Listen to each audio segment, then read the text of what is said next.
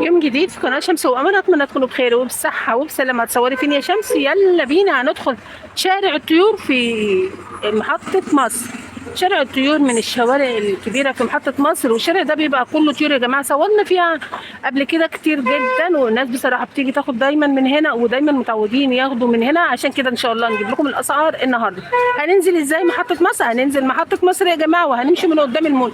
ادي المول اهو، وهنمشي من قدام المول على طول، وهندخل على الشارع الطيور. طبعا الشارع ده النهارده الخميس، بكره الشارع ده هيبقى طبعا زحمه، لان هيبقى طبعا مليان بالطيور. سوق الجمعه ده شارع سوق الجمعه بتاع الطيور يا جماعه. هندخل كده من قدام شركه الرضوان اهو، شارع الجمعيه الاستهلاكيه او شارع جامع العطارين. يلا بينا هندخل الشارع النهارده ونشوف اجواء السوق النهارده، اجواء الطيور.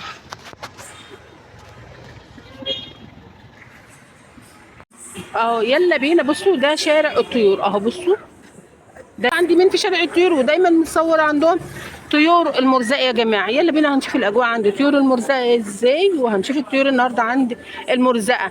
يلا بينا نبدا الفيديو بتاعنا ونقوله بسم الله، واللهم صل وسلم وبارك عليك يا حبيبي يا رسول الله. لو لسه ما اشتركتش في قناتي يا ريت تشتركي وحط اللايك عشان الفيديو يتشير، وعشان الناس تتابع الاسعار اول باول. ويلا بينا نشوف ايه النهارده.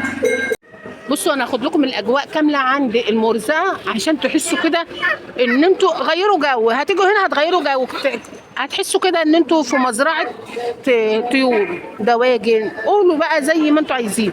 بصوا بصوا الرومي كده اللي عامل زي النعام. بصوا صلوا على النبي يا جماعه، صلوا على النبي وزيدوا النبي صلاه، وربنا يحفظنا يا رب ويطلعنا من الايام ده على خير.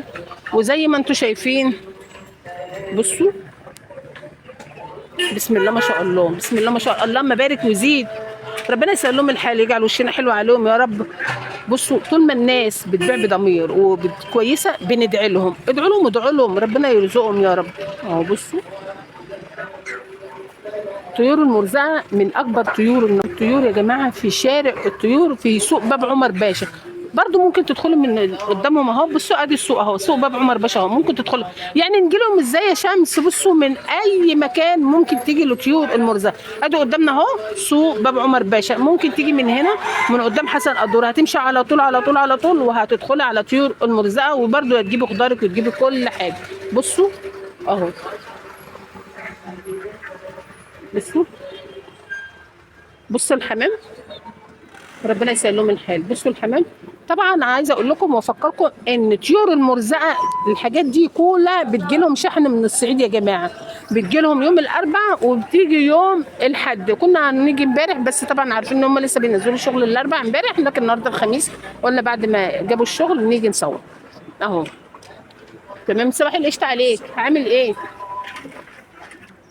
بصوا البط، كل طيور المرزقه يا جماعه بتجيلهم شحن من الصعيد ما عدا الفراخ البيضاء. الفراخ البيضاء طبعا ايه، هيبقى الطريق إيه يعني طويل عليهم، فطبعا بيجيبوا من هنا اهو.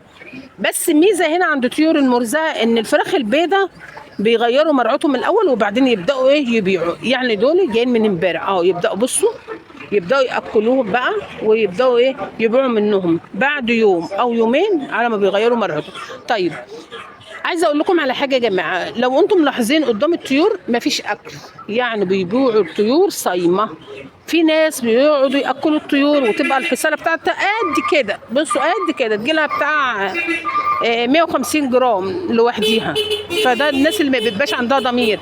لكن زي ما انتم شايفين بصوا الحصاله بتاعتها فاضيه، يعني بتتباع صايمه. طيب الطيور يا جماعه الوحيده اللي بيبقى فيها غش كتير جدا. يعني بصوا في ناس تجيب الطيور مذبوحه ومتنضفه ومكيسه ومغلفه وفي الطبق وزي الفل، بيقول لك الفرخ ب60، الفرخه ب70. ما تاخدوش الحاجات اللي هي زي دي يا جماعه. خدوا دايما، احنا بنشقى وفين وفين معلش يعني كلنا ظروفنا زي بعض، فين وفين على ما بناكلوا فرخه صح والكلام.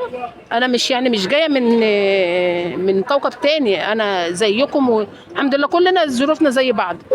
فناخد حاجه بالمره، ناخد حاجه طازه وحاجه تكون صاحيه وقدام عينينا بفلوسنا، عشان اللي احنا شقيانين بيها. ناخد الحاجه الكويسه يا جماعه، ما ناخدش حاجه متلجه، حاجه مركونه ومغلفه والفرخه ب70 والفرخه ب80.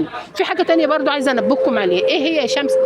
بصوا، ما تفرحوش لما التاجر يقول، البياع يقول لك الكيلو النهارده عندي ب 60 جنيه وهو في المحلات ب 80. اعرفي وتاكدي ان ده غشاش، هيغشك في الميزان وانت مش هتعرفي. مفيش بياع زي ما قلت لكم قبل كده يا جماعه بيخسر. هيعمل حساب الميزان ازاي؟ يعني هيقول لك الفرخه ب 60، كلنا هنجري عليه عشان بيبيع برخيص، بس تاكدي ان ميزانه مش حلو. تمام كده. اعرفي النهارده بورصه الفراخ النهارده عامله كام. لو مثلا عامله 80 مثلا، حط عليها 5 جنيه، هي دي الفراخ سعرها مظبوط. تمام. وطبعا كلنا بندخل على النت وبنعرف الاسعار كل يوم، لكن ما تفرحوش بالفرخه الكيلو ب 60 وب 50. اه. طيب في فراخ بتبقى سارده، انا معاكم. في المزارع يا جماعه، المزارع بتطلع فراخ سارده، بتبقى الفرخه مثلا كيلو، كيلو وربع، كيلو الا، دي فرده، دي سارده، ما تخافوش منها. هي بتبقى نفس الفراخ الكبيره، بس بتبقى صغيره في الحجم، لان بيبقى من مكان بيبقى ضيق. الفرخه اساسا هي ما بتكبرش عن كده، فلازم المزارع بتطلع سرده، اللي هي فرخه بتبقى في الاسواق ب 60 وب 70. بس المهم ان هي صاحيه قدامنا ب 60 وب 70، تبقى الفرخه صغيره، بتبقى سرده، ما تخافوش منها، بتبقى طعمها حلو برضه، بتبقى نفس عمر الفرخه الكبيره، لان انا بربي وعارفه الحاجات دي. تمام. اهم حاجه الفرخه تبقى قدامك صاحيه، كويسه، امسكيها كده وهي صاحيه، شوفي جسمها ابيض وحلو. صغيره لو هي كيلو خديها، ما تقلقيش منها، واخده نفس مده الكبيره، واخده نفس اكل الكبيره، واخده نفس السن بتاع الكبيره دي، بس لازم المزارع يبقى عندها سرده. تمام كده. يلا بينا النهارده، معلش انا اسفه ان انا بطول عليكم في الكلام، بس انا بحب انور عليكم عشان انتوا حبايبي، انا عايزاكم تستفيدوا مني، بس مش حكايه مشاهدات وحكايه، لا الحمد لله الحمد لله انا بشتغل، مش القناه بس، لا يا جماعه انا مش شغلتي القناه، يعني مش مهتميه بالقناه قوي، مش شغلتي. انا بحب اجيب لكم الحاجات دي للتنوير عليكم بس، لكن الحمد لله انا عندي مكتبتي، وان شاء الله هصور لكم فيها قريب، اعمل لكم فيديو. دي شغلي الاساسي، ان مكتبتي انا عامله القناه دي جنب شغلي، مش اساسي عندي. بصوا البط اهو، بصوا البط. فانا عايزاكم تشوفوا الفيديو بتاعي، تستمتعوا، تستفيدوا. الحاجات دي مش هتسمعوها عند اي حد، الحاجات دي مش هتسمعوها من اي حد. مش حكايه انا باجي اصور بكام، ب 50، دي ب 60، وخلاص. لا، انا بحب انور عليكم، احب ان كنتوا تستفيدوا مني، عشان لما تيجوا تشتروا تعرفوا ازاي، اما تيجوا تربوا تعرفوا ازاي، اما تيجوا تاخدوا الحاجه تبقوا عارفين ازاي هتاخدوها، تبقوا عايزاكم تستفيدوا. هو البط اهو زي ما انتم شايفين، جاي من الصعيد شحن اهو، بصوا. يلا بينا بقى ناخد الاسعار النهارده ونشوف البتاع عندهم ايه.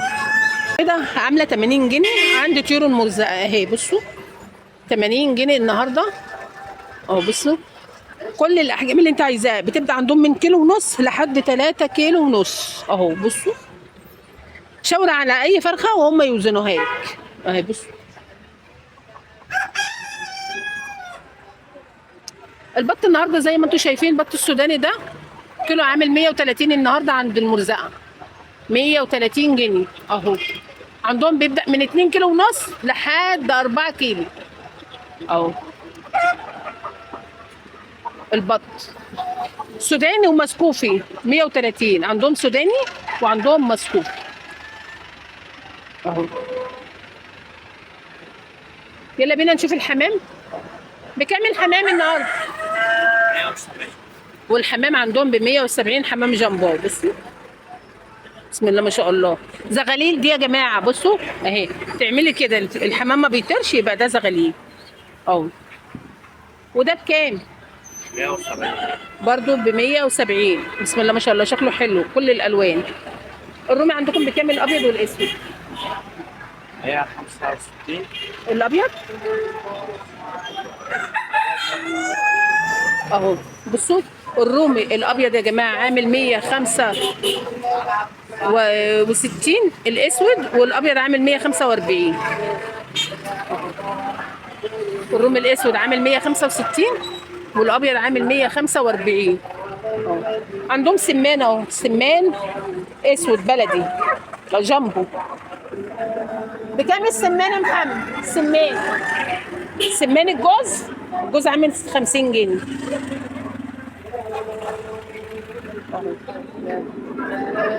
تعالوا بينا بقى ندخل على الارانب. بكام الارانب؟ ارانب بكام؟ صباح الخير يا باشا، عامل كام؟ 130 الارانب النهارده اهو. ارانب صعيدي يا جماعه. طب ينفع ناخد منهم سلاله يا شمس؟ تعالوا هنا قولوا لهم تبع شمس وقمر، وقولوا لهم عايزين سلاله هيظبطوا لكم الدنيا اهو. بسم الله ما شاء الله، سلالتهم جميله جدا. بتبدا عندهم من كيلو برضه يا جماعه، عندهم احجام صغيره، عندهم كيلو وعندهم كيلو ونص وعندهم 2 كيلو اهو.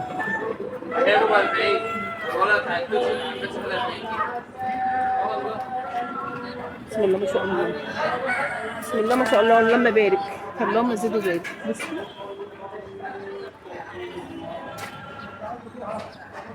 بصوا الارانب كلها النهارده بلد الصعيدي. والحمامه، وبصوا الحمام عندهم كميات حمام كبيره جدا. بيبيعوا جمله وبيبيعوا قطاع، بيبيعوا برضو للمطاعم يا جماعه. الناس اللي عايزه تاكل عيش تعالي هنا برضو خدي حاجاتك من هنا. لو ناس عايزه تاخد حاجات يا جماعه تستلزق بيها هنا عند الملزق، ربنا يسهل لهم الحال. بصوا ده السمان اهو.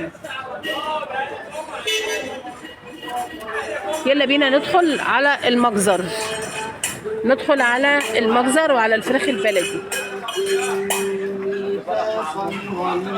صباح الخير يا باشا، عامل ايه؟ صباح القشطة عليك. ايه الكلام النهارده؟ صباح الخير يا معلمين، عاملين ايه؟ الله ينور عليكم، يجعل وشنا حلو عليكم يا رب. النهارده بكام بتبيعوا؟ كبد وقوانص ب 100. كبد وقوانص اهي. بصوا الوراك والكبده لوحدها ب 120. الوراك 78. والوراك النهارده عامله 78 جنيه. كده النهارده عاملين عرض. ربنا يسهل لهم الحال. طبعا احنا جايين بدري، الناس لسه بتشتغل اهيا ولسه بيجهزوا شغلهم. ربنا ب 180. الله ينور عليك. بصوا لسه مطبوخ طازه. بسم الله ما شاء الله، بسم الله ما شاء الله، اللهم بارك، اللهم بارك. الهياكل 30. والهياكل ب 30. الحاجات اللي على قد الايه، واللي جناح 55 النهارده. الله ينور عليكم، ربنا يسهل لكم الحال. دول المعلمين يا جماعه، ربنا يسهل لهم الحال. يلا بينا ندخل على البلدي والعتائق. البلدي عامل كام؟ البلد النهارده عامل كام؟ البلد الحر عامل 135 اهو. بصوا ده بلدي حر اهو. في ناس بتاخده على انه ساسو يا جماعه. البلد الحر بيبقى معروف، بتبقى الفرخه عاليه، بتبقى رجلها طويله، وغير كده كمان بيبقى فيها كل الالوان زي ما انتم شايفين اهي. بصوا بيبقى فيها اسود وابيض واحمر، كل حاجه اهي. بصوا ورصاصي كمان. بصوا الساسو، فرق الساسو. بصوا الساسو بيبقى لون واحد اهو زي ما انتم شايفين، والفرخه بتبقى هاديه. الساسو بيبقى هادي يا جماعه اهو. بصوا ده الساسو اهو، لكن ده البلد الحر اهو. بصوا اهو، شفتوا الديوك؟ دول ديوك بلدي حر اهي. بكام الساسو النهارده؟ والساسو عندهم ب 105 اهو. بصوا 105 الساسو. العتائق كام؟ والعتائق 105. العتائق 105 يا جماعه. بصوا عتائق زي ما احنا عارفين بتاخد سوا اهو. بصوا يلا بينا ندخل على البيض ونشوف الحكايه ايه اهو. ادي اجواء المرزق. يلا ندخل على البيض ونشوف الحكايه ايه. يلا بينا.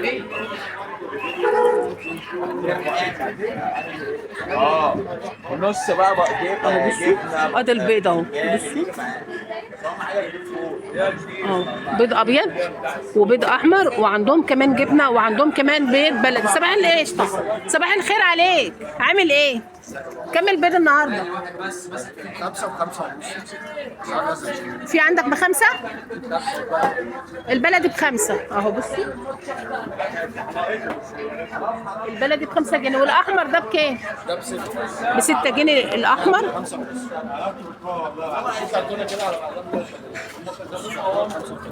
وده كرتونه عامله 85 فقد ايه؟ 15 بيضه ب 85 75 ب 75 البلدي 15 بيضه برضه. الله ينور عليك. الجبنه عندك بكام؟ عنده جبنه قريشه يا جماعه عامله 80 جنيه. قريش 80 اهو بصوا بسم الله ما شاء الله.